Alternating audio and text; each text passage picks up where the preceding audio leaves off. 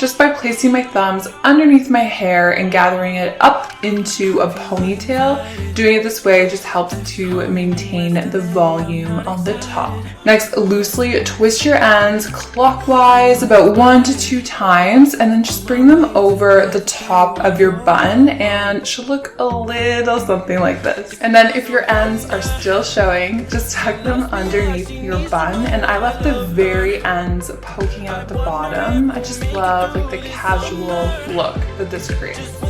Secure all of your hair into a ponytail, and again I used a DIY hair bungee for this. Don't forget to pinch and pull on the hair around your crown to add more volume, texture. And then flip your ponytail up and through the hole at the top, pulling it all the way through to create a topsy tail.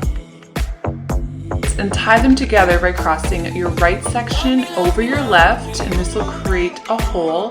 And then flip your left section up and pull it all the way through nice and tight. Now try to keep your knot right against your head, and then create a second knot, again by crossing your right section over your left and then pulling your left through nice and tight.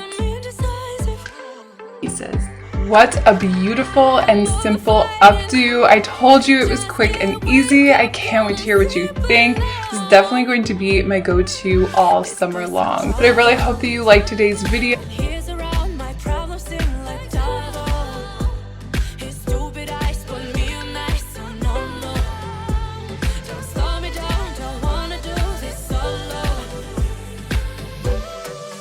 Why don't you